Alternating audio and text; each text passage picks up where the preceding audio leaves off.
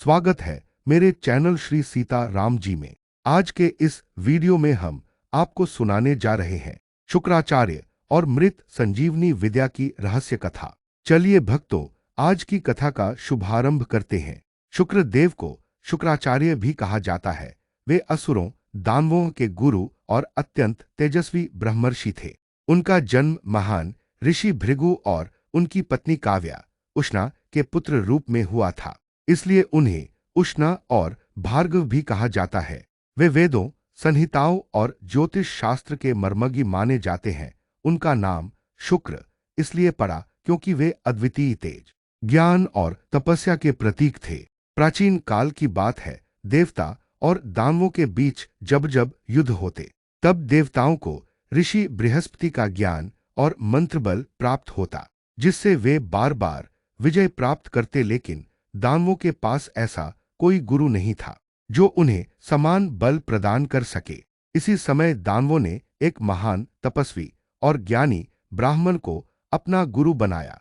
शुक्राचार्य यही शुक्रदेव थे, शुक्र ग्रह के अधिपति और असुरों के गुरु। तपस्या और मृत संजीवनी विद्या। शुक्राचार्य को यह ज्ञात था कि यदि उन्हें देवताओं के समान शक्ति प्राप्त करनी है तो उन्हें कोई विशेष ज्ञान चाहिए। इसलिए उन्होंने परम शिव की कठिन तपस्या आरंभ की।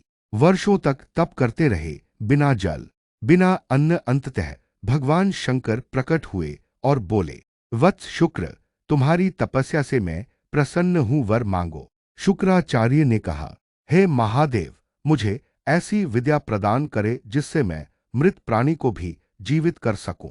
भगवान शिव ने उन्हें अमोघ मंत्र मृत संजीवनी विद्या प्रदान की। यह एक ऐसी विद्या थी जो मृत को जीवित कर सकती थी। इस रहस्यमयी विद्या से शुक्राचार्य असुरों के मृत सैनिकों को पुनर्जीवित करने लगे। अब युद्धों में जब भी असुर मरते, शुक्राचार्य उन्हें फिर से जीवन दान दे देते। देवता घबरा गए। उन्हें समझ नहीं आ रहा था कि असुर मरते भी हैं, फिर जीवित कैसे हो जाते हैं। देवताओं की चाल। देवताओं ने इस रहस्य को जानने के लिए अपने सबसे चतुर देवता कच, बृहस्पति के पुत्र, को शुक्राचार्य के पास भेजा। कच एक ब्राह्मण बालक के रूप में उनके शिष्य बने। साथ ही उन्होंने शुक्राचार्य की पुत्री देवयानी का भी हृदय जीत लिया। कई वर्षों तक कच ने सेवा की और देवयानी भी उनसे प्रेम करने लगी। कच की मृत्यु और पुनर्जीवन। एक दिन असुरों को यह आभास हो गया कि कच देवताओं का जासूस है और मृत संजीवनी विद्या को प्राप्त करने आया है। उन्होंने कच की हत्या कर दी। शुक्राचार्य ने देवयानी के कहने पर उसे संजीवनी विद्या से जीवित कर दिया। असुरों ने दूसरी बार कच को मारकर उसकी राख को पीसकर शराब में मिला दी और वह शराब खुद शुक्राचार्य को पिला दी। जब देवयानी ने यह बात जानी तो वह रोने लगी। शुक्राचार्य को तब समझ आया कि कच अब उनके पेट में है। यदि वे उसे जीवित करते हैं तो वह बाहर आएगा और उनका शरीर नष्ट हो जाएगा। किंतु गुरुवार को एक युक्ति सूझी, गुरु का बलिदान और ज्ञान की प्राप्ति। शुक्राचार्य ने संजीवनी विद्या का प्रयोग करके कच को अपने पेट के अंदर से जीवित किया, जिससे उनका शरीर नष्ट हो गया। कच अब संजीवनी विद्या जान चुका था।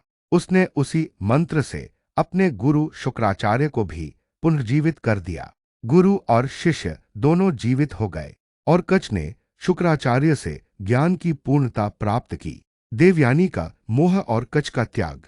देवयानी ने कच से विवाह का प्रस्ताव रखा, लेकिन कच ने कहा, मैं तुम्हारे पिता का पुनर्जन्म हूं, मैं तुम्हारा गुरु के समान हूं, विवाह संभव नहीं है। देवयानी को दुख हुआ, परंतु कच ने अपना धर्म निभाया और विद्या लेकर स्वर्गलोक लौट आए। कथा का संदेश। शुक्रदेव न केवल महान गुरु थे, बल्कि त्याग, तपस्या और ज्ञान के प्रतीक भी हैं। शुक्राचार्य की मृत संजीवनी विद्या आज भी अमर रहस्य मानी जाती है। वे शुक्र ग्रह के अधिपति हैं और कला, सौंदर्य, प्रेम और भौतिक सुखों के कारक माने जाते हैं। समापन वाक्य। जो भक्त शुक्र देव की सच्चे मन से आराधना करते हैं, उन्हें न केवल धन और सुख की प्राप्ति होती है, बल्कि जीवन में कठिन से कठिन संकटों में भी सफलता मिलती है। जय शुक्रदेव। अगर आपको यह वीडियो अच्छा लगा हो तो कृपया लाइक करें, शेयर करें और चैनल को सब्सक्राइब जरूर करें।